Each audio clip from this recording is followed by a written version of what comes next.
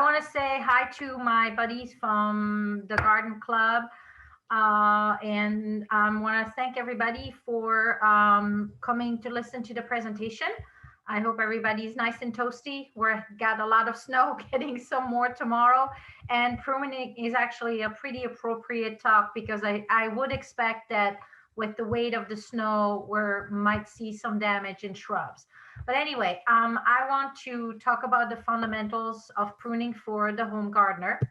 And this presentation is dedicated to my pruning mentor, Phyllis Padro, who is an advanced master gardener.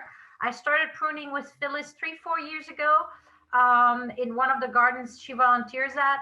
And I learned many a trick from Phyllis. But I think that the most important one that I want to convey to you at the beginning of the presentation is that no two gardeners look at a shrub the same way. As Alice said, I'm a passionate pruner. I'd say I'm a lazy pruner, but we'll get to that later. But Phyllis and I sometimes can have very passionate discussion about how to go about pruning a tree beyond the basics, right? Everybody has a different vision. What I want to stress is that your vision of the shrubs in your garden is that your vision. So if you don't make egregious mistake, you should follow your vision for your garden. And so my hope is that this presentation will give you the understanding, the knowledge to prune the shrubs for their health, and then follow your vision. A few caveats though. I'm not going to discuss anything that would require you to step on a ladder. Both feet firmly planted on the ground is where I'm at.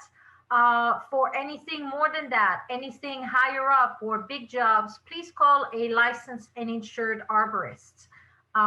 There are plenty, and I know they're very busy right now, but anyway, that is my recommendation. And I'm also not going to discuss pruning for fruit production. When I say fruit production, I mean apples, pears, blueberries. Each of these species has a specific way, if you would, to prune them. And we could do an entire presentation just on that. That's not the topic of this talk. If you have specific question, I encourage you to look it up online with a .edu that will lead you to a site, probably an agricultural extension site, and there are some very good sites there about pruning. I will give you a few resources later in the talk, and they might also have in there, if you do a search on those sites, you might find some information on pruning for fruiting production. So why do we want to prune shrubs, right? And why do we even want to ask the question? Well, asking the question and understanding why you want to prune your shrub is actually important because it will determine your approach to the task. Okay, so here are a few objectives. You can prune for safety. Do you have a low-hanging branch? Is a branch broken that is dangerous? Don't forget, if you can't reach it, call an arborist. Is their branch consistently in the way of you're going to the garage or entering your house that it's just got to go? You can prune for safety. You can prune for the long-term health of your shrub. And actually, I would encourage you to prune for the long-term health of your shrub. You prune for appearance, for beauty, to control the size, the shape of your shrub. You prune to increase flower production, which in turn determines fruit production. I know I just finished telling you that I wasn't going to talk about fruit production, but not necessarily apples and pears. I mean, if you, for example, have a winterberry, well, winterberry, the flowers are not necessarily prominent, but you're growing these to have the berries in your garden in the winter, right? There are ornamental shrubs like the beautyberry bush, right? Very small flowers, but beautiful purple berries late summer, right? So fruits can be also very attractive. And of course, you can also prune to rejuvenate. So let's understand what happens when we prune, because that's going to make us more conscious of our action when we're looking at a shrub. So when you're pruning, you're removing limbs from the tree, the limbs that holds the leaf that do the photosynthesis. You are removing food production from that tree, right? Because through photosynthesis, the leaf produce carbohydrate, which is sugar that's being sent to the roots. That's an important point to understand. Um, you're also removing the apical bud, which is the tip of the leader or the tip of any branch that you're pruning, right? That that leader produces an hormone, which is called auxin, that inhibits the growth of the dormant buds below. That's why you have your bushes and your trees growing up and out, because the tip of the branch, the tip of the leader, is suppressing the other buds below, right? So pruning will stimulate, since you're removing that apical bud, pruning will stimulate the dormant buds below, as the tree is like, oh my gosh, I lost some leaves, I need to make some more to make sure that I have enough carbohydrate to sustain myself, right? There's this cycle that when you prune, you actually stimulate your plant, and the buds are going to start growing. The buds below the cut are going to start growing and are going to make the plant bushier.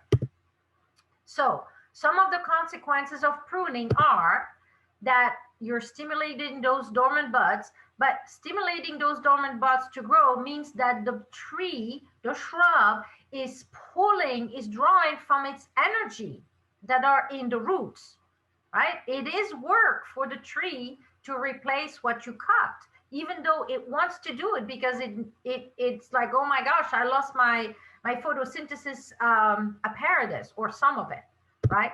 And you're also opening a wound in the tree, and the tree will expand energy to seal that wound, right? And that wound is also a potential entry point for disease and insect that are attracted, especially if you prune at the wrong time, that are attracted to the carbohydrate, the sugar sap that is right there at the wound that you created.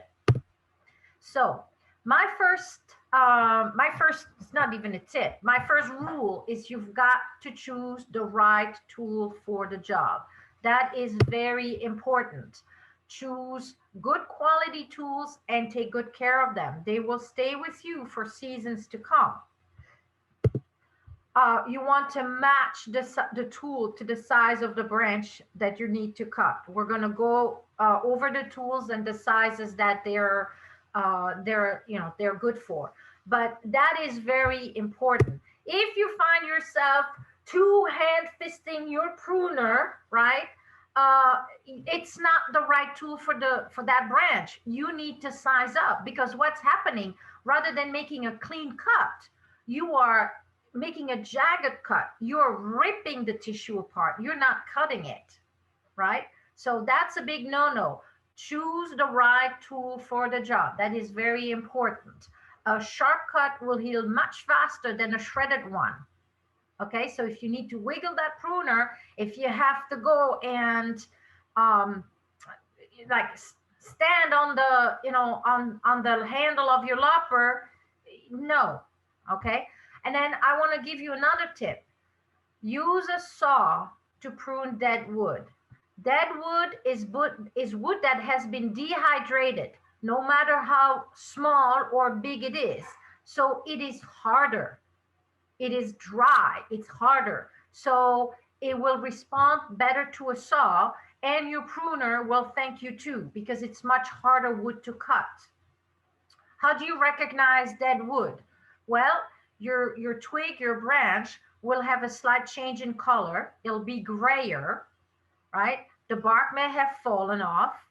And the ultimate test, though I don't recommend that you go on scratching every branches, that if you scratch the bark, you will see live tissue underneath. If it's live, it's not, then you won't see live tissue, and you know that it's dead, right? And it's also less pliable, right? So use a saw for dead wood. So sanitation, I cannot emphasize sanitation enough. Sanitize between each shrub. Actually, you can even sanitize between each cut if you're cutting out disease branches. I had a shrub that was kind of on the way, not on the way out, but it was dying. It was sick. So I pruned out the diseased plant. It had a virus. And between each cut, I was using alcohol. Now, I know this is COVID time and disinfectant are not maybe as readily available, but a small spray bottle with some isopropyl alcohol will do the trick. I have a can of, or I used to have a can of Lysol in my bucket that I would spray my tool with. If all else fail, vodka. But don't use bleach. Bleach will pitch the steel of your tool, so I don't recommend it. So pruning snips. Let's go through the tools. Pruning snips. Well, pruning when you're deadheading your perennials, you're pruning it, right?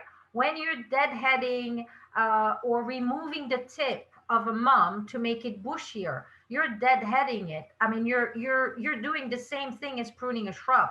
You're removing the apical bud and you're stimulating the dormant buds below, and the plant is going to be bushier. It's the same principle, right? You're removing the spent flower. The purpose of the plant is to make seeds. So if you remove the spent flower, it's thinking like, oh my gosh, I haven't done what I'm supposed to do for the season, and it's going to push another set of flowers in the hope of making seeds.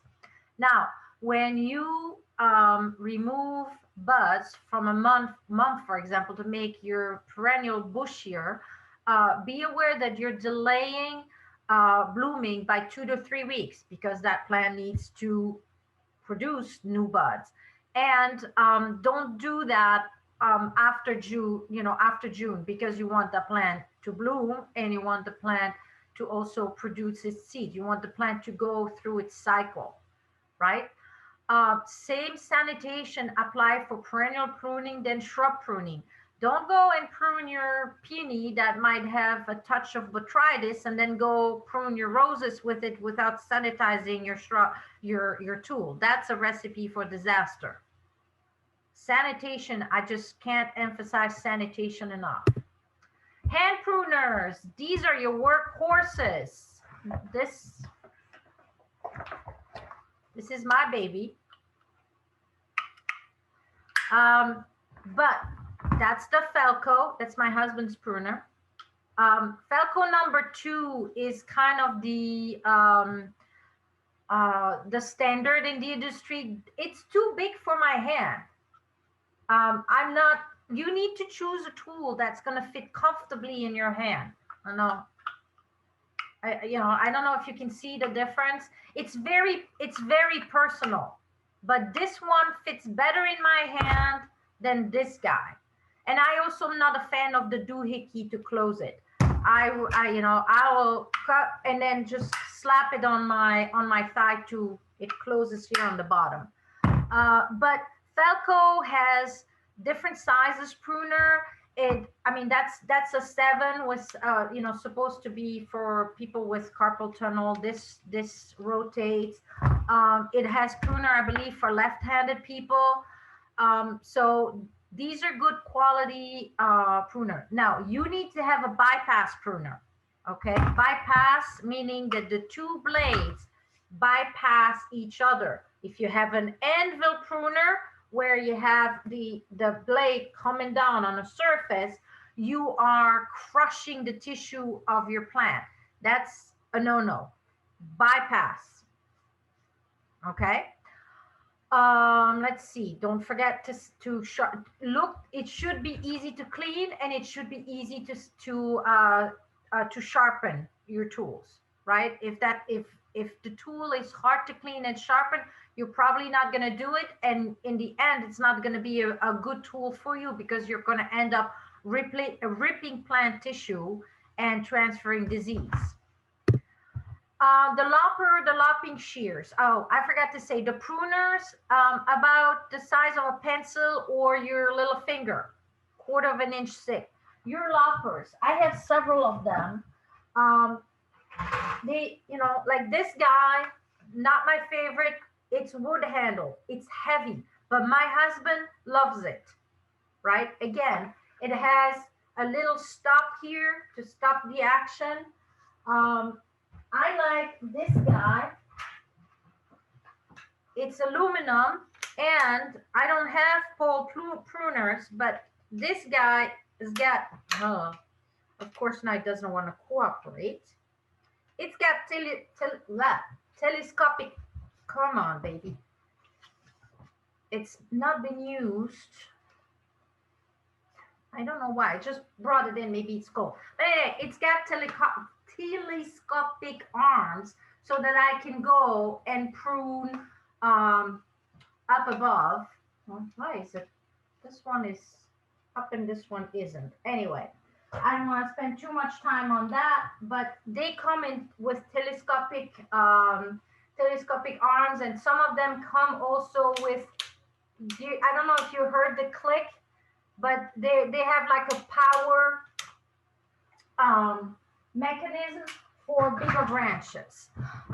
Again, these should be bypassed, and don't forget to clean and sharpen them. You're going to use your hand pruners a lot more, so you're going to remember to clean and sharpen that one. So don't forget to clean and sharpen your loppers or your lopping shears. They will handle branches up to 2 inches in diameter. The saw. Natalie? Yeah. I just wanted to cut in. Someone asked if there's a local source to sharpen pruners. And I wanted to say that the guy who sharpens knives at the Westport Farmers Market has told me that he also sharpens pruners. I think that Gilberti, yes.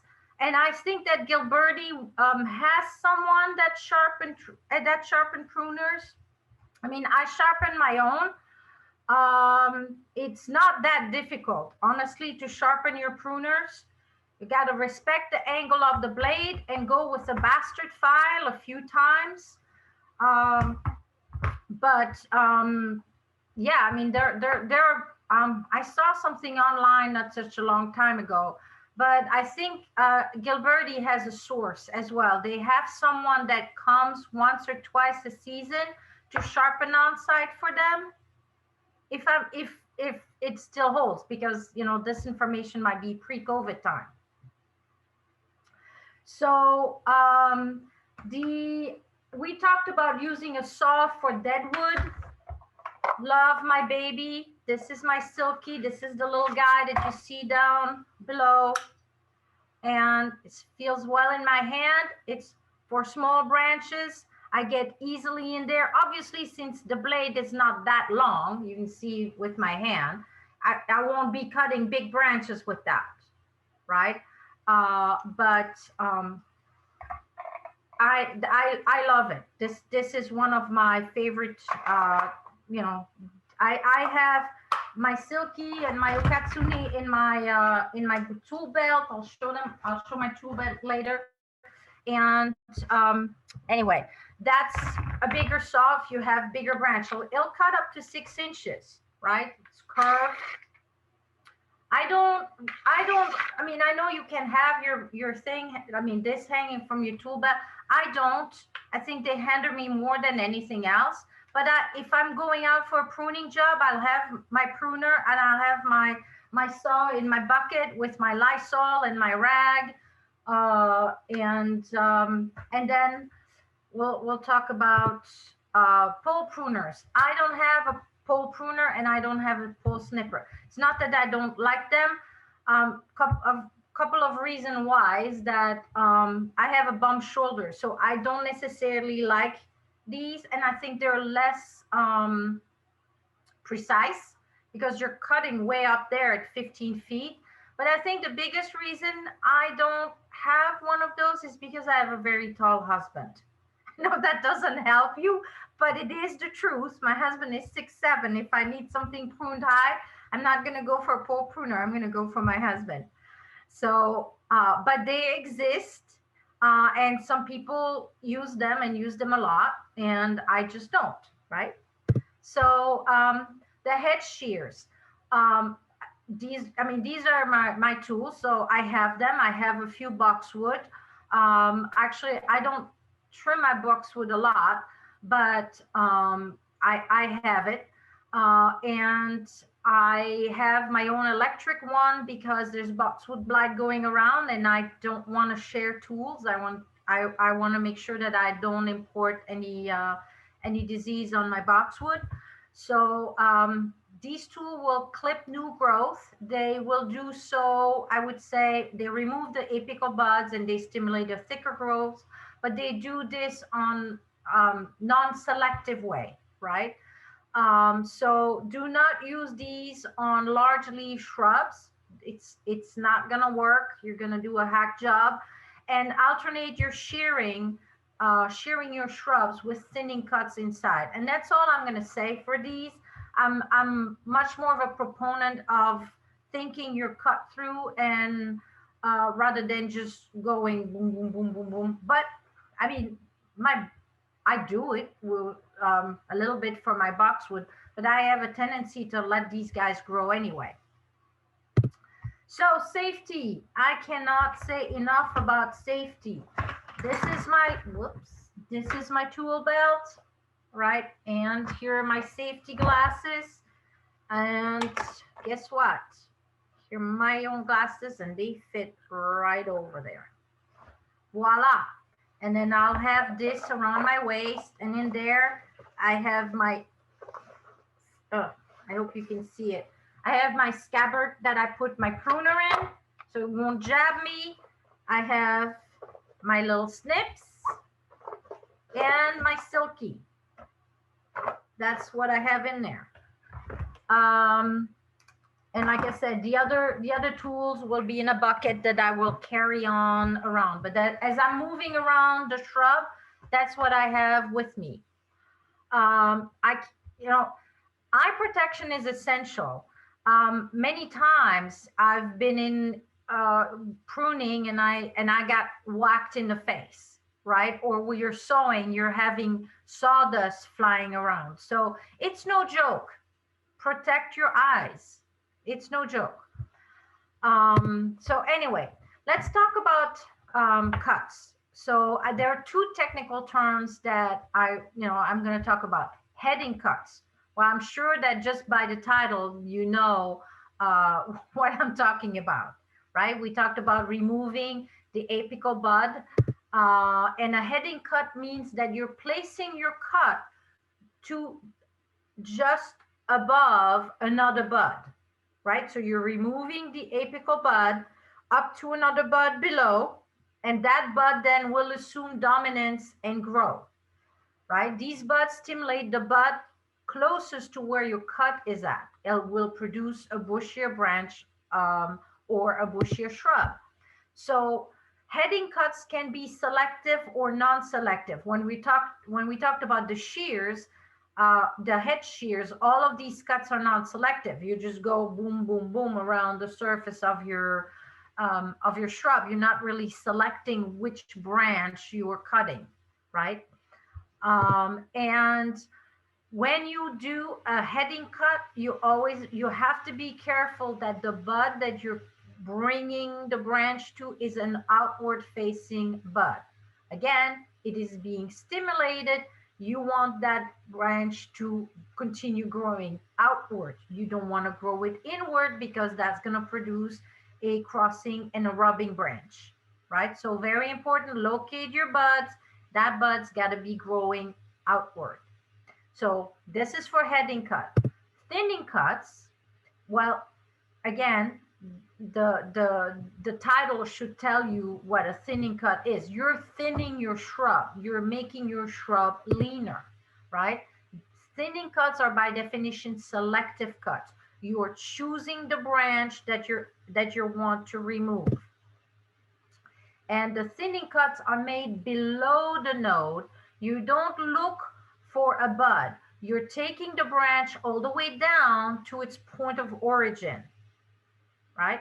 And so when you're cutting, when you're doing a thinning cuts, the whole tree will feel the stimulation. If you feel you're not targeting so that you have another bud that becomes the apical bud, right?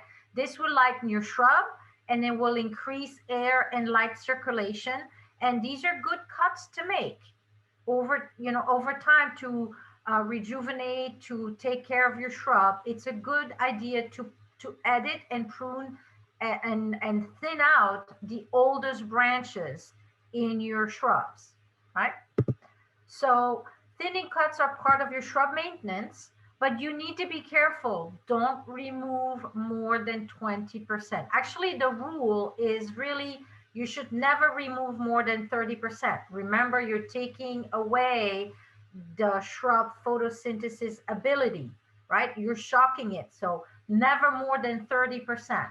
But shoot for 20. When you edit a shrub, shoot for 20%. If you think about it, if you take down the 20 oldest branches of your shrub every year, after 5 years, you've got a brand new shrub. So the correct way to cut. Now, first thing, I took this off the internet. I want to say that looking at my pruners and that branch, I would never use those pruners to cut that branch. That branch is way too big, right? So now that we have ascertained that, remember that tree tissue do not heal. When you cut a branch, you're not seeing the tree growing new bark over it. That's not what the tree does. The tree seals itself. It calls on some biochemical reaction within itself with tannins. It plugs in that cut. It seals itself to prevent disease and insect from going inside. Right? You want to place the cut right on the outside of the collar. Let's see. That is your branch collar right here. That is the intersection of your trunk tissue and your branch tissue. So you've got a mesh of tissue in there, and that's where the healing is going to happen. So you want to let that place where the healing is going to happen, you want to let it be. You want to cut just outside of that, and you want to do a clean 45-degree cut at an angle where it's going to be away from the shrub. So we want the water to be sliding away from that shrub. Think of it. First of all, when I say the water, never prune in the rain. That's a big no-no, because fungus are more likely to propagate in the rain, and wet. If you're pruning your tree on wet soil where you're walking around your shrub and you're walking back and forth, and so you're compacting the soil when it's wet. So never prune for these two reasons. Don't prune when it's raining outside. But your tree is gonna receive water at one point or another, so that water needs to be directed away from the cut. So mistakes to avoid. Well, number one here, you've got about 1/4 of an inch. I mean, it may not be to scale, but you've got about 1/4 of an inch above your bud, and you have a 45-degree cut angled away from that bud. That is your correct cut, right? So number two here, well, what's going on? Well, you've got your cut towards your bud. The cut should go the other way, right? Because what's happening is that the water will wash away in the bud, and anyway, those guys are too close. You probably damage your bud as you made this cut, right? That's number two, wrong direction. Number three, your bud and your cut are one on top of each other. Again, chances are you damaged your bud when you made that cut, right? So that bud is way too exposed. Number four, you have no angle at all. So the water is not going to wash away from that. It's going to pool on top of that. Number five, you have, number 5, you have too much distance between your bud and your cut. Now, what I'm going to say though is that if you have to make a mistake, you want to make that mistake. Why? Because you can correct that mistake. If you are afraid, I know I say afraid is not the right term, but if you're not quite sure, go slow. You can always cut more, you can't put it back, right? This is a fixable mistake. And number 6 here, your angle of cut is way too deep. Look at the wound here versus the wound here, right? You're creating too much of a wound. Again, this could possibly be fixed, right? But I'd rather you do the cut the right way the first time. So the angle there is too steep. So I want to talk about the 3-step cut for larger branches. Now look at this ripping here. Okay, so when you cut a larger branch, what does it mean? It means that that branch actually has some weight to it, right? The shrub or your tree is supporting the weight of that branch. And when that branch starts to give, there's a real potential that your bark is going to shred. So when you're going for 4 or 5 inches, 6 inches diameter, I really urge you to do the 3-step. Step number 1, about 8 inches, I would say, 8 to 12 inches from, depending on how big your branch is, from your trunk, right? Or from, you want to make an undercut. You're starting with an undercut about halfway.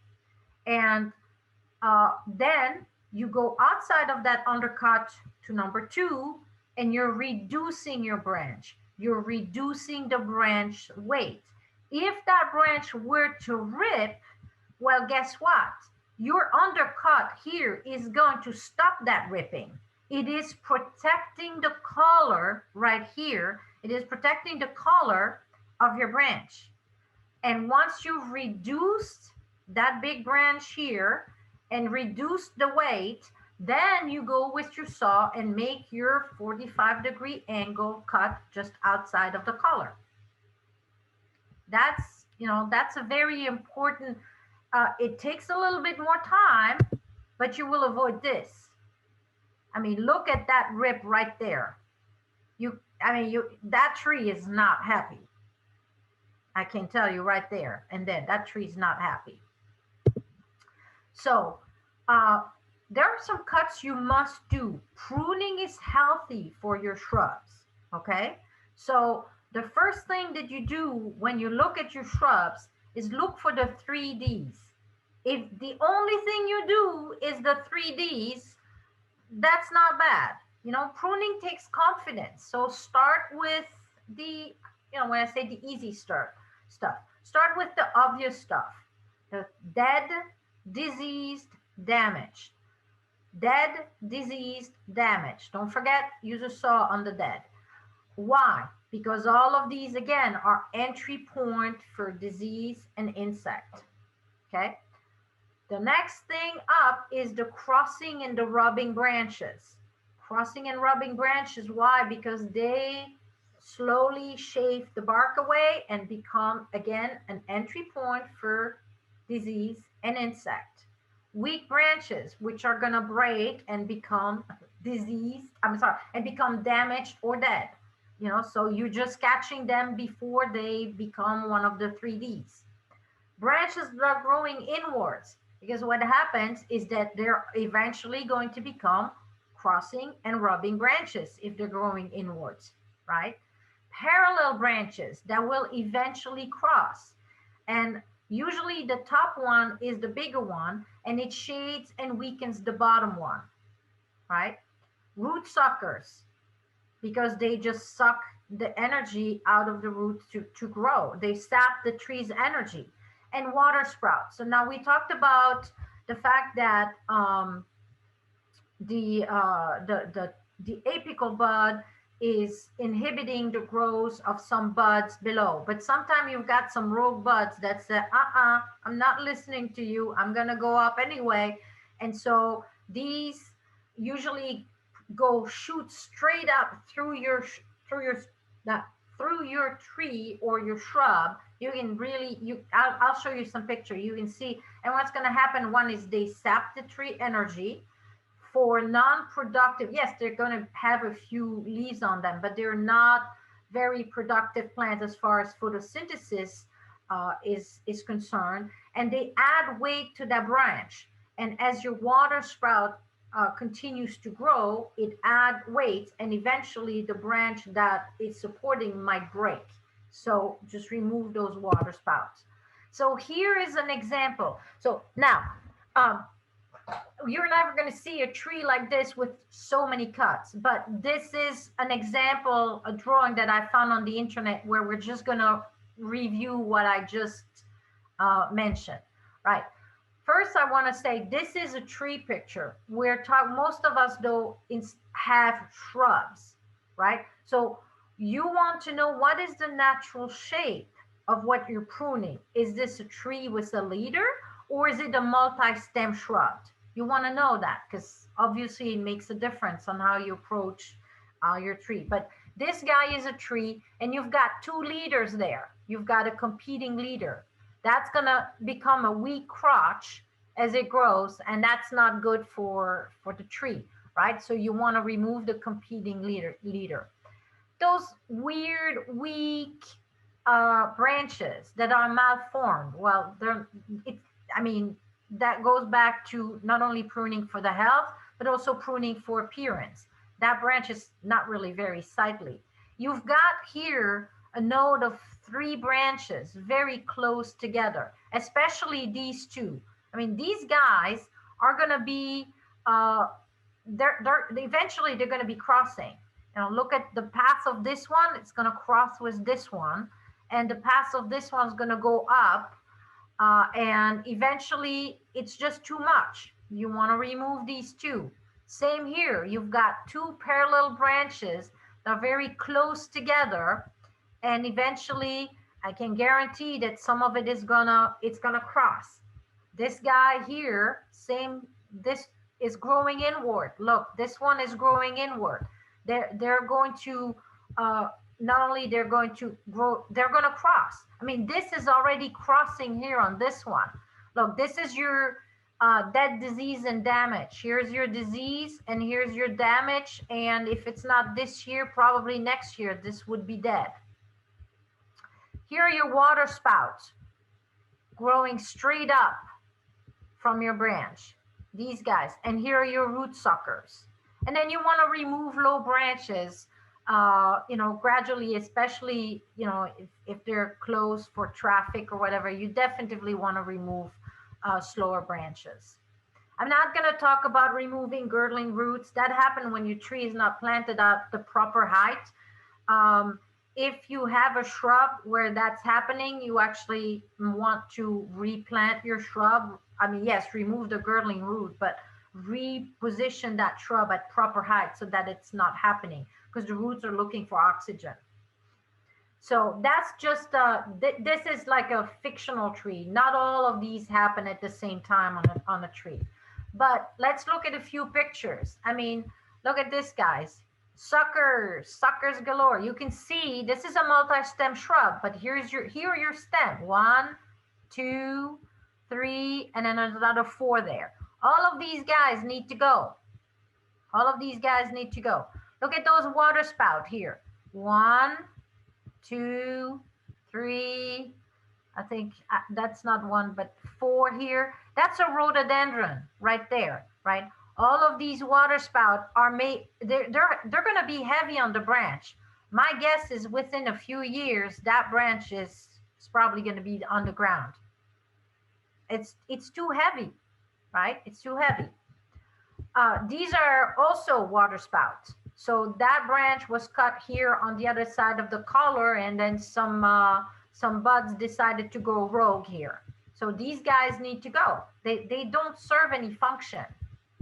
Rubbing, you can see the change here in color You can see there's already an injury right there to that branch here from this one rubbing. So I would take it down to here. Whoops, sorry. And this guy, well, probably, who knows, was it the snow, was it the deer, but it's dead right here. So here's the collar, and I would just take it right, right outside the collar at a 45-degree angle. So how do I choose which branch to edit? Well, that's where Phyllis and I have had some really interesting discussion. But she was a really, really good teacher, right? Take a step, actually take several steps back and look at the overall shape of the tree. Remember your objective. Think about, what does your shrub want to be? You can't force something that the shrub doesn't want to be. You want to work with nature, not against nature, because otherwise you're setting yourself and your shrub for painful future, right? But take a step back after you remove your dead, damaged, and diseased. After you remove the egregious crossing branches, take a step back and look at your shrub, right? And if you want to remove some stuff, start slow. That's one of the things Phyllis does, is she'll cut a little bit and then she'll fluff her shrub. Because what happens when you remove a part of a branch, that branch suddenly becomes lighter and it goes up. And it might go in a direction that you may like or may not like. It could cross. So go slow. You can always cut more. You can't put it back. Natalie? Yeah. A question. Someone wanted to know, can you recut an old cut that was made incorrectly, as in too long? Yes, you can always do that. You can do a thinning cuts, take it all the way to the point of origin. And when you do a thinning cuts, for example, my example there, when you do a thinning cuts to the point of origin, suddenly you've lightened that branch where that thing originated. That branch is going to lift, right? Or you can recut it to do a heading cut and recut it to a bud, making sure that it is an outward facing bud, right? But that's where your sensitivity and your vision of your garden, what you want your garden to be, that's where it comes into play when you choose which branch to edit. Remembering that you're only editing 20% of your shrub. Don't go crazy. Sometimes better is the enemy of good, right? And when choosing between two branches, look for the one that has the best direction and the best potential. Remember, as you're cutting stuff becomes lighter and it moves around, right? And then look for the outward facing bud. We've already went through that. And then when you have to choose as far as a crotch, remember U comes before V. The angle of your crotch, right? The narrower the angle, the weaker it is. So look for a crotch of 45 to 60 degree. Just remember, U comes before V. Okay. So after pruning, after pruning care is important. Clean and disinfect your tools, right? I can't emphasize sanitation more than that. Clean the area, especially if you remove diseased plant tissue.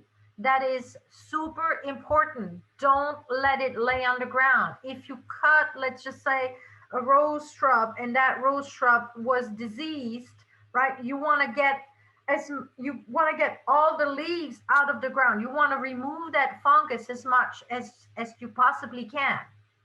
Don't let diseased plant material on the ground. And for some of that, I don't even compost those, right? Unless you're the compost maven like Alice and you get it hot where you measure the temperature.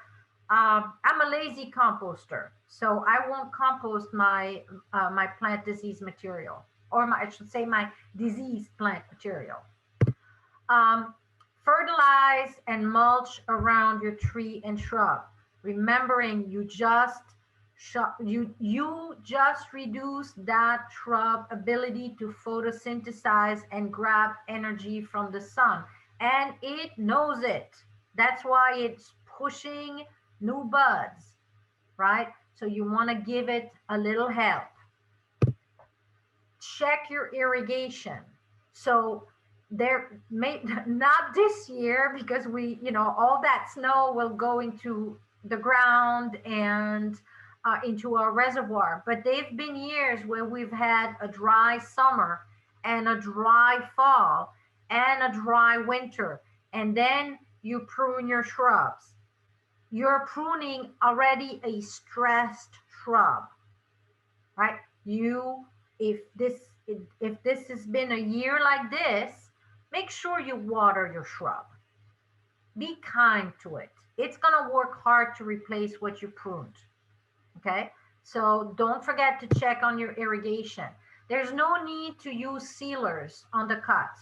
The shrub or the tree will do its own sealing. It will seal faster on a cool, dry days, which is why we prune very early spring or late winter. And I already talked about it. Don't prune in the rain. And do not rub soil on the cut. I've seen people to rub soil on the cut. It's like, oh, this is gonna seal it. It's like, are you kidding me? A big no-no. Don't. I mean, there's so much fungus, and I'm not to say that fungus is bad. I mean, we're not talking about mycorrhizae, and there's a lot of fungus in the soil that's very helpful for a plant, but it belongs in the soil. It doesn't belong on a cut that you just made on your tree. All right, don't rub soil in there. So when should we prune? As in general, we're pruning end of winter, very early spring, before the sap starts flowing, when the trees are still dormant. Why? Because the sap will attract insects that are possible vector of disease, right? Never prune a shrub in the late fall or in late summer or early fall. Why? Because as we know, pruning stimulates growth, and that growth will not harden before the winter, and you've got a dead branch in the making. You can wait a few months, right? Unless that branch, suddenly you have a break. The 3Ds, you can prune at any time of the year. Dead, damaged, disease, right? But general pruning, don't go do general pruning in late summer or fall. That's totally counterproductive. Natalie, a timing question that came up was if somebody has already removed up 30% of the bush and they realize they want to do more, when is the next time they can safely go back? Next season. That's what I thought. So you got to think you're 30% annual. And we'll talk about that. We'll talk about that, when we talk when talk rejuvenation. So now, I just said to you, pruning at the end of the winter, very early spring. Well, I'm going to contradict myself, but with the caveat that when you prune flowering shrub, the majority of our flowering shrub are spring flowering shrub, which means that they're blooming on old wood. When I mean old wood, they're blooming, they set their buds the year before to bloom beginning of the spring. Okay, so when you're removing those, when you're doing a hard pruning on those, right? Let's say you're pruning a lilac, you're doing a hard prune on the lilac in March. You are removing blooming buds, and it's okay if your lilac bush needed to be pruned, right? You say, okay, well, I'm aware that I'm removing some blooming buds, but this is for the good of my tree, and then will thank me the year after, right? But if you're shaping your lilac, and if you're doing a maintenance pruning where we said, hey, it's a good idea to remove 20% of your shrub on a yearly basis, removing the oldest blooming cane. Actually, maybe they haven't even bloomed because, or they don't have any blooming buds because they're that old. Do that after, immediately after spring blooming. For your spring blooming shrub, they will set their blooming buds for the year after, within 4 to 6 weeks after they're bloomed. So don't go pruning your lilac after, July 1st. You can if you want to, but you're removing. I mean, I don't want to say no. Don't, it's not that you want to. That's bad idea to bloom in. I'm sorry, to prune in late summer. But you are, after that period in time, you are removing your blooming buds. I hope I've been clear on that. But you can prune. I mean, best time to prune is late winter, knowing that you may have affected your bloom of that year. So now about your summer blooming shrub. Well, your summer blooming shrub usually bloom on new wood. So that's not a problem. You can prune and shape these in early spring before they set their blooming buds. So for example, butterfly bushes. I mean, you do a hard prune of those guys early spring. Roses of Sharon, winterberry, some hydrangea, some spireas, some type of clematis that bloom late are actually blooming on new wood. Those guys, you can prune them. You're not going to affect the bloom at all. So can I prune to control the size of my shrub? Here's where we get into a little bit into renovation. Well, there is such a thing of right plant, right place. When you plant a shrub, you need to consider the space where you plant it, and you need to consider its adult size. But you're going to say, hey, Natalie, I just moved from New York to Westport, and I've got this huge rhododendron in front of my window, and I didn't plant it, but it's there. What can I do about it? Right? So knowing that pruning is not the right tool to control the vertical growth of a shrub, you can still, respecting the natural shape of your shrub, do thinning cuts. You remove the entire taller branches all the way to the attachment to your attachment of a lower branch, right?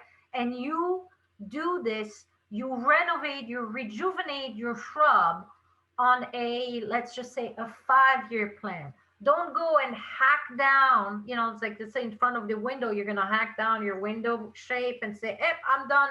It's not going to look very good, right? But you say, okay, I am going to do thinning cuts, and I'm going to take 20-25% of my shrub this year, the tallest branches. It's going to push some buds below, right? Next year, you take the next 20-25%. Right? Even you can go even a third, right? Make a multi-year plan. It is possible, but you're going to need more than one season to do it. So a few specifics. I mean, I'm starting with hydrangea because I know that's the question everybody wants to know. And I'm going to tell you, go see Lorraine Balato's blog. Lorraine, I don't know, I should have pulled her book, but she's the queen of the hydrangea, and she's got a blog, and actually her latest entry was about pruning and pruning time, right? But the most important thing that you need to know, even before you go on Lorraine's blog, is what kind of hydrangea do you have? Because you have hydrangea that blooms on new wood, like arborescens and paniculata. So those guys, you treat them just like you would your summer blooming shrubs. You prune them late fall, winter, or early spring when they're still dormant. And you do a heading cut. So just above, go to above a bud, an outward facing bud, and you take it down about to 24 inches, right? So those guys, they bloom on new wood. They're like summer blooming shrubs, right? But on the other hand, Hydrangea quercifolia, which is your oak leaf hydrangea, or the petiolaris, which is your climbing hydrangea, those guys bloom on old wood, right? So you want to be careful. You want to prune for the 3Ds, always prune for the 3Ds that damaged, diseased. You want to remove the rubbing and the crusting branches or the very skinny branches, the ground huggers, right? Those unsightly ground huggers, and then you leave them alone. You leave them alone. No, definitely no pruning after July 31st because they will have set the buds for the year after, right? So for these guys, you need to protect the buds in the winter. Sometimes and I know now we have snow. Snow is actually insulating on the shrubs, but the few days of super cold temperature we had before that first snow, that probably did zap quite a few blooming buds because it was like in what, the teens, 20s. So protect your buds in the winter. Now, when it comes to the Hydrangea macrophylla, that's your big, bloom hydrangea, and your Hydrangea serrata. Well, that gets a little bit more complicated. I don't want to say complicated like that, but if you Hydrangea macrophylla, if it's an old shrub, if it dates prior to 2004, chances are that it's blooming on old wood only. So you treat it as an old wood bloomer. But if you purchased that shrub after 2004, chances are that it's an ever blooming. So the nurseries have cloned these guys so they bloom on old and new wood, right? So the way to handle these is you prune for health, your 3Ds, your crossing, your ground hugger, and then each year you remove the oldest cane, like the 3-year-old cane. They would be gray, chances are they're split, they're unsightly, that's how you recognize them. And if you need to, look at your shrub for a few years, take a little bit of nail polish and mark the thing that bloomed. So that's the one that bloomed this year. So next year I can cut it, Hey, right? Natalie, Yeah. someone asked, what is it you do to protect the buds? Well, you can wrap your shrub in burlap.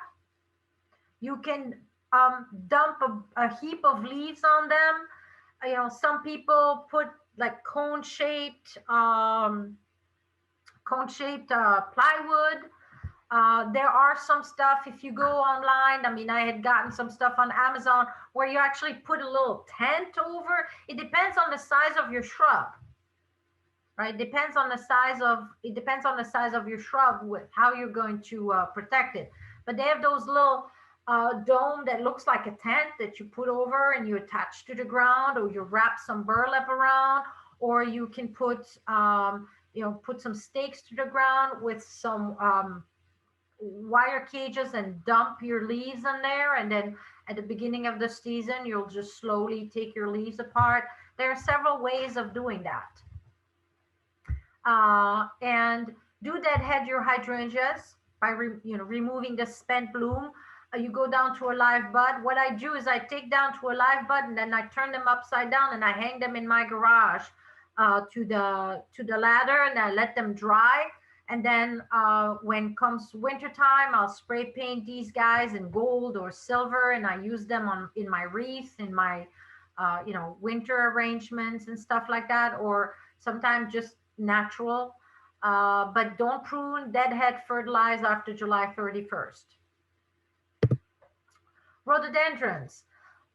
So deadhead by hand, because underneath that dead bloom, there's another one right there. So if you go with your snips, chances are that you may damage that bloom that's coming right underneath. Rhododendrons are largely evergreen. Don't use your shears on them. You want to do selective cuts only if you do. Prune for health. If you wish to reduce the size or keep the size in check, you gotta wait until your leaves harden. So the new leaves will be a much lighter green. And when they are the color of the other leaves, they've hardened. But you will see the difference of color in the stem, and you can remove that new stem to keep the growth in check, right? If If you continue doing that, you're going to get a very thick shrub. But every 3 years or so, do some thinning cuts. If you want to reduce your hydrangea, not just keep it in check, but reduce your hydrangea, I would recommend you go to the American Rhododendron Society. They have some good tips on how to reduce the size of big, what did I said hydrangea, of your big rhododendrons. Any shrub, by the way, probably has a society that cares for it, and any perennials for that matter. And you want to go to these to really have the advice of the experts. Roses. Prune roses early in the spring as soon as the buds are starting to appear. Again, you want to prune for health. The 3Ds. Take the dead canes down to the ground. From the ground, count 3 to 5 buds up and cut above an outward facing bud. That is very important. You want to have an open architecture. Roses are prone to disease, and you want to make sure you have good air and light circulation. You want a light shrub. And I learned this from, went to a presentation from the guy he's retired, the roses at the New York Botanical Garden. Your first cut in the spring, you want to coat your cut with Elmer glue. That is the only time I'm going to say seal your cut. Why? Because you have cane borers that are looking for fresh cut, rose cut, to go and nest and lay their eggs in the pith of the rose, right? So if you seal that with Elmer glue, which is pretty innocent. It's going to create a little cap for that, and the cane borer won't be able to get in, right? There's no need to seal when you deadhead in the winter, because the cane borer nesting season is over. It's only in the spring, right? So, and then your roses are heavy feeders. They should be fed early in the season and mid-season for your second bloom, but not after July 31st. You don't want it to stimulate growth. Again, that will not harden. Prior to your first frost. And you want to deadhead your roses so they continue blooming for you. Clematis, that's another one that's, confusing, because there are 3 groups of clematis depending on when they're blooming. You've got your early bloomer, think spring shrub, early bloomer, bloom on old wood, right? So you just want to clean them up and nip them into shape after they've bloomed, if you need to nip them into shape.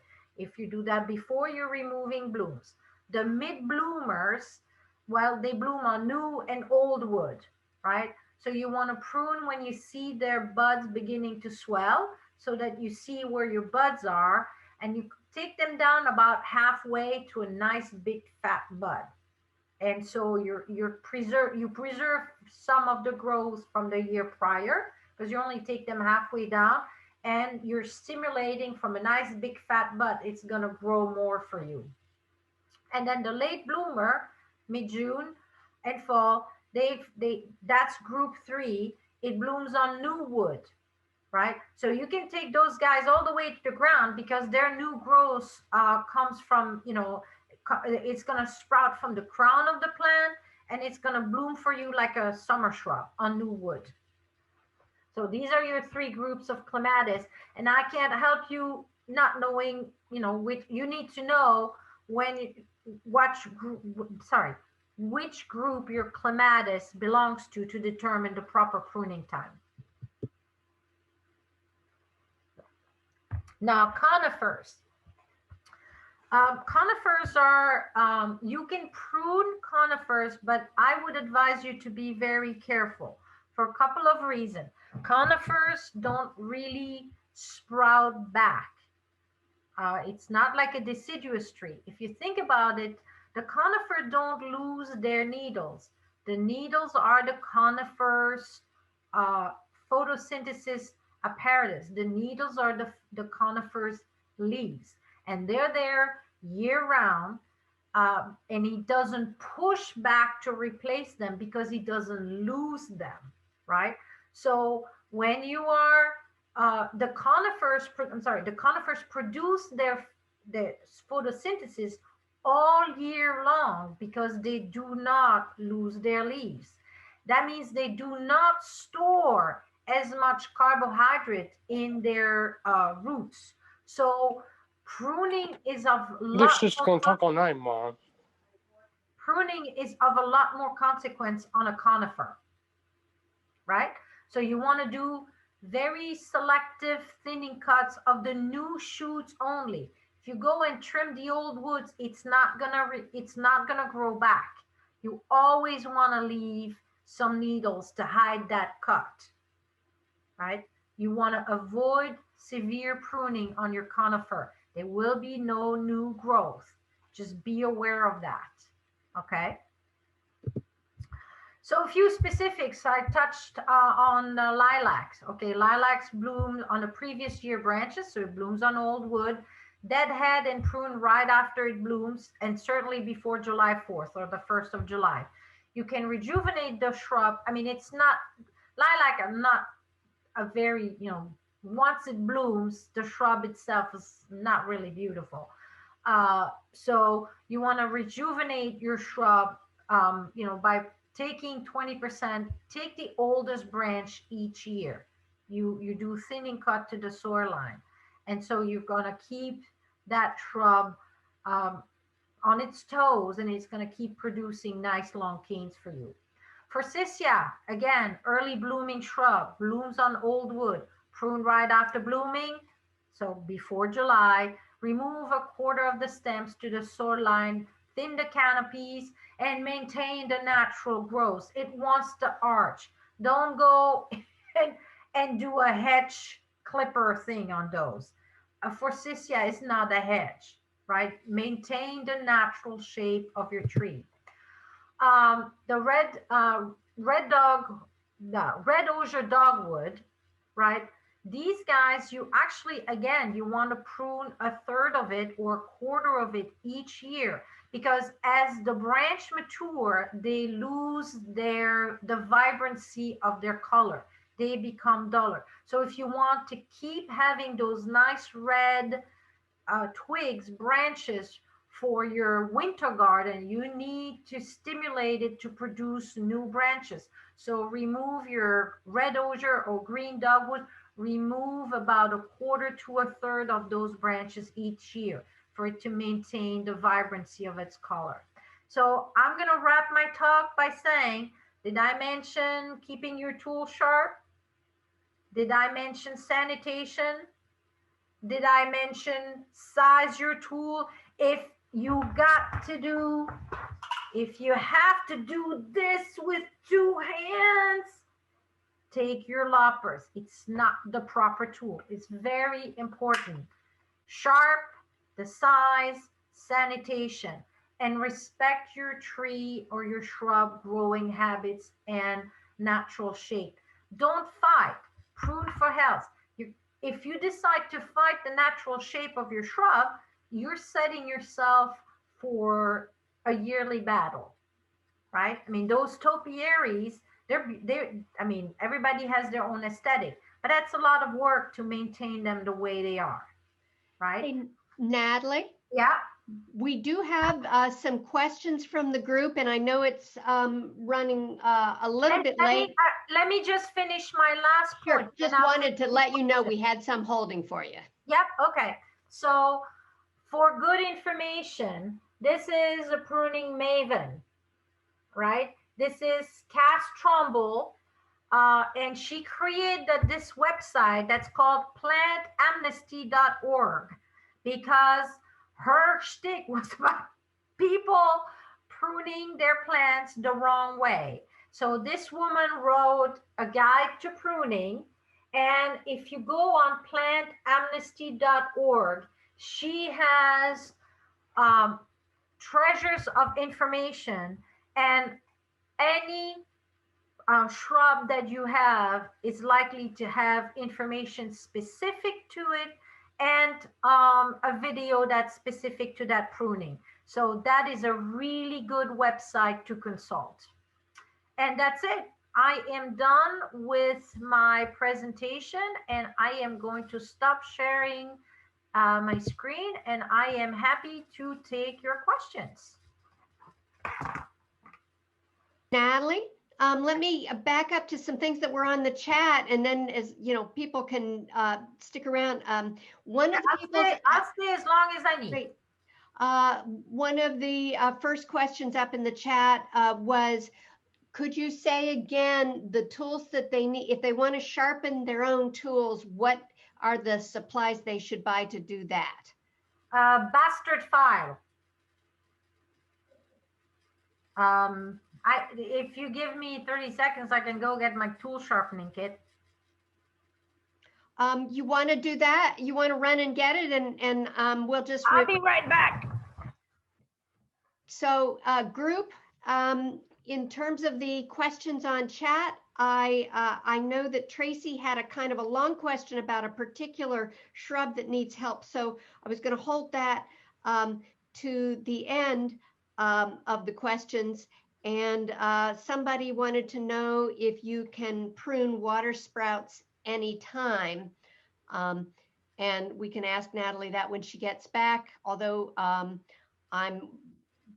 ready to bet that she's going to say you should prune water sprouts when it's appropriate to to do your pruning for that particular shrub. So here she is, Natalie. All right, so here's a bastard file. That's a bastard file. So first thing I'm going to do very quickly, I did a presentation on doing your tools, is I'm going to, all right, I am going to clean with a very good scrubby, right? So I'm going to clean with a very good scrubby, and I'm going to take my bastard file, and I'm going to follow the angle of my sharp blade, and just go a few times. You're not redoing an angle, you're following the angle of your tool, right? You're just sharpening and taking the burrs off, and then maybe you'll just go once on the other side, and that's it. I mean, I have all sorts of goodies that I like, but that's your basic tool to sharpen. You want to make sure that it gets in there. I mean, that's a stone. It's got a rough side and a good side, but the stone is not going to go in there. It's too big, right? But the stone might go in there. Yep. Right? But a small bastard file will go anywhere. I personally love, they're called Sharp Pal. I got them numbered because I start with this one, and then I go to number 2, and then I go to number 3, and I love those guys because there's a little doohickey right there. I put my finger, and it's very thin, and it'll go right where I want it to be. These are my preferred, these are my babies, okay? So I don't know. And then after that, especially for the season, I will put some oil. Now, I'm not gonna put WD or 3-in-1. I am putting that, I mean, if you have to use olive oil, you are taking care of a blade that's going to cut into, you know, a live tissue, right? So this is camellia oil. This is what they use for their Japanese knife. That's what I use to protect my tools at the end of the season. But honestly, canola oil will do the trick, right? You just don't want to use automotive oil. That's you're gotta think that this is gonna come on live tissue. So and this is also very handy.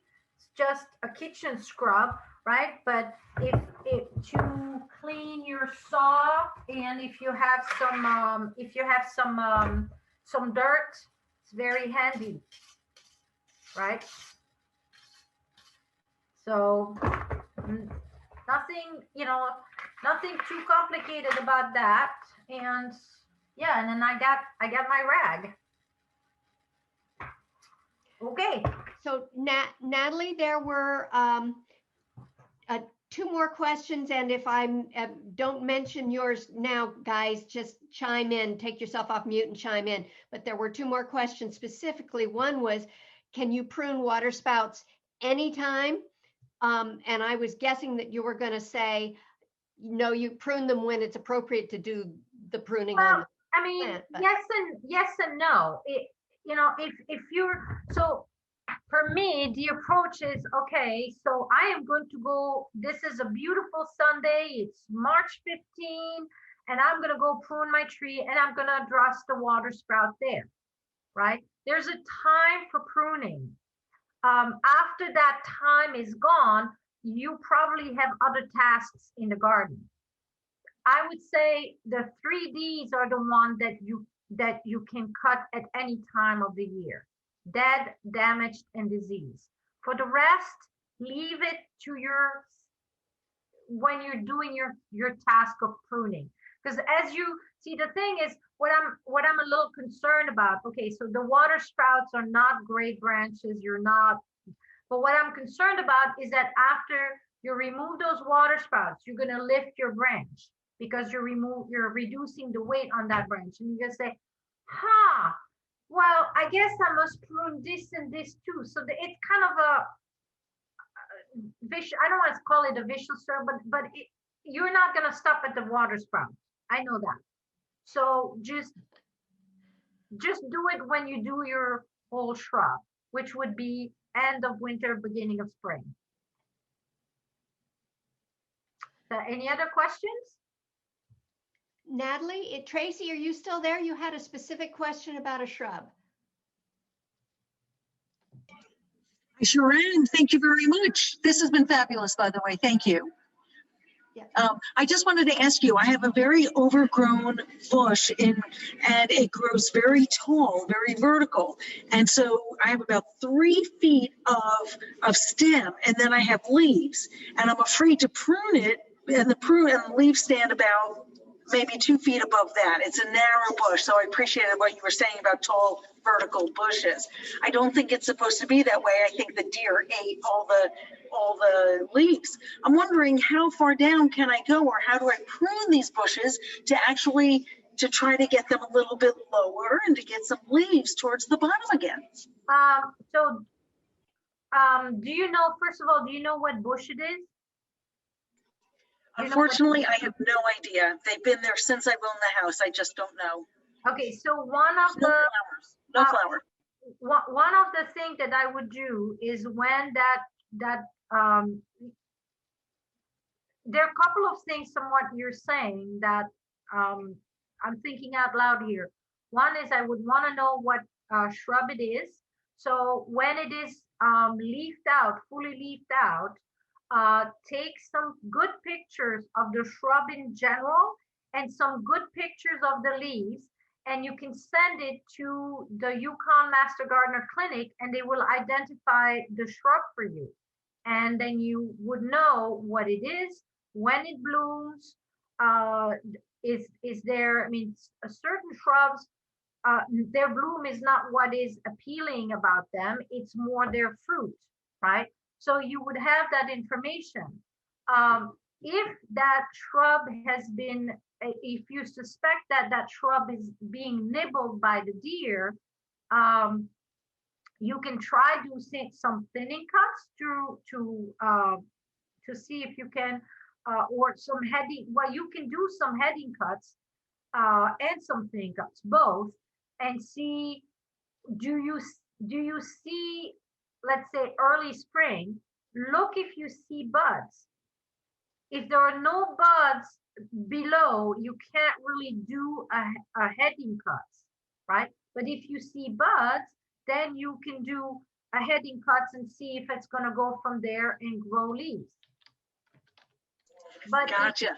But if it is something that the deer like to browse, you're probably going to create more injury to the tree because you're stimulating to grow new young leaves that are going to attract the deer to browse it. It's not going to be able to complete the mission that it's giving itself of replacing its photosynthesis factory. So I think it's really important for you to understand which shrub it is. Is it something that the deer browse? Do you need to protect it? And go from there. Thank you so much. It's a great idea. Really appreciate it. This has been wonderful. My pleasure. Hi, Natalie. Yeah. I have some overgrown boxwoods and ivies that I'd like to take down. How far can I trim them and they'll still come back? Okay. Ivy.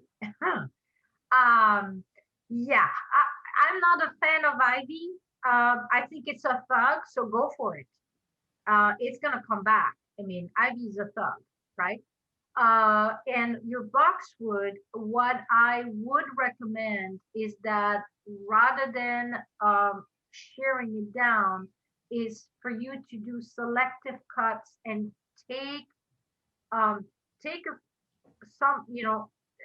it down from the inside.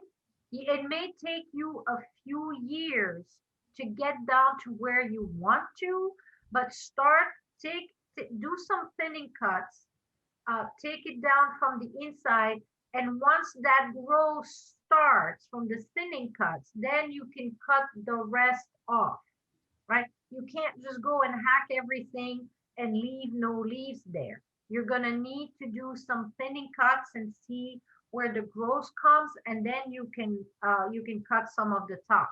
I'd say, like I said, for rejuvenation, I would say that it's gonna take you a couple of, if not 2-3 years.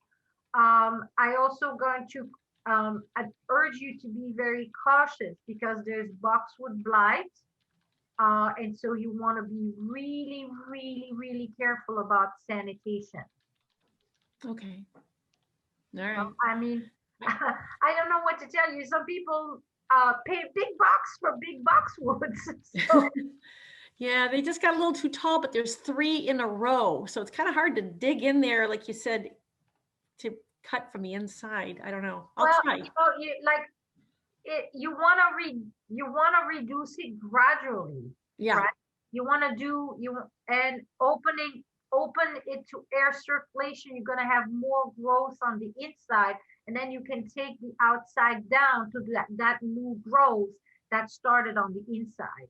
Oh, I see. Okay, so you wait till you see something happening before you take down the real height. Yes, because otherwise you're going to have an ugly bush.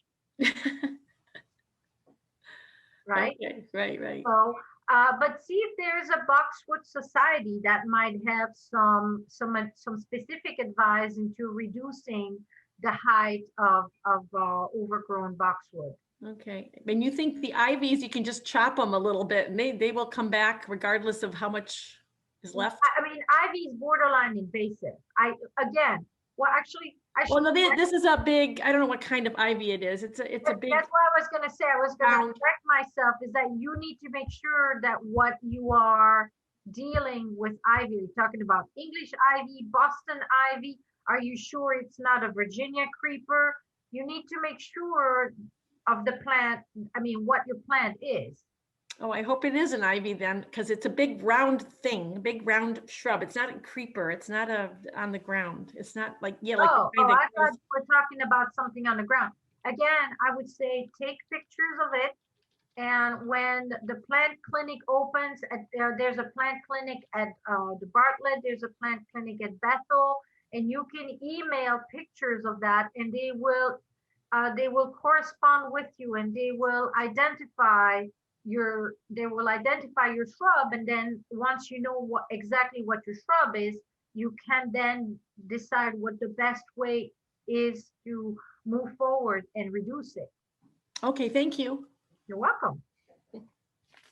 Hi, I have a quick follow-up on the boxwood question and timing for boxwood. I know you talked about the conifers and evergreens. You touched upon that.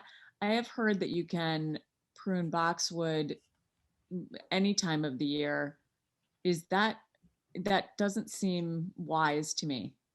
No, What's the best time? I mean, when you're pruning boxwood, you're stimulating growth, right? And Not late summer, early fall. I would definitely not do summer, early fall. Right now, boxwoods are like I said, there is boxwood blight running around. I would not weaken the shrubs. And I would. Some people protect their boxwood. We had a lot of snow. Probably what I would say to people who have boxwood is at the beginning of the spring, go examine your boxwood. There might be some broken branches, some red branches from the weight of the snow, right? So you want to clean that up first and see and then shape your shrub. But I would definitely not do that in the late summer. Absolutely not. That's my advice to you. Thank you. Yeah, that's a good point, Monica. There are a lot of plant apps that are very useful in identifying. I still like to put a plug for the master gardeners because I believe that identifying the plant is actually not really the end point of the discussion. It's more to have advice on how to prune and care for the shrub. So if you are in touch with the master gardener clinic, they can advise you on those points. It's just not because the IDing is just a mean to getting more information on your shrub. Any other questions? I do have one more. I see that you're recording this. Is there a way, I think someone else had asked earlier, is there a way to review the recording or the slides? Can we have access to them?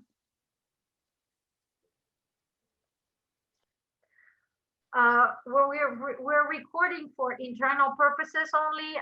I'm happy to answer any questions that you have, but that's the recording is not from mass distribution.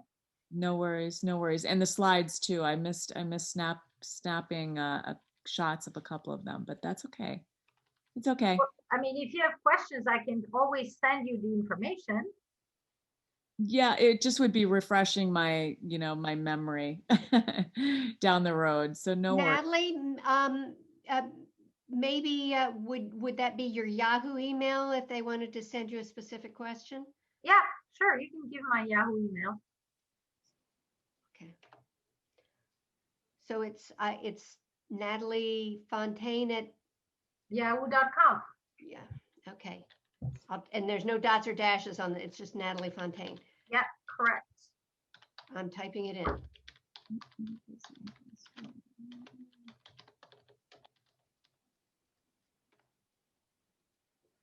we go. Okay. Any other questions? That was so great, Natalie. You're welcome. I loved how much you covered. Thanks everybody for joining us. I know we're down to 11, so I think the diehard it's the diehards. There were lots and lots of thank yous. I saved the chat for you to look at later. Awesome. Thank you. Bye everybody. Thanks for joining us. For the health of your trees. Bye. Thank you. Thanks so much. All right. Bye. Bye. Okay, Natalie, it's down to I'm just gonna sign off. Okay. That was great. Thank you so much. Lots of good stuff. You're welcome. It was fun. Bye-bye. All right. Bye-bye.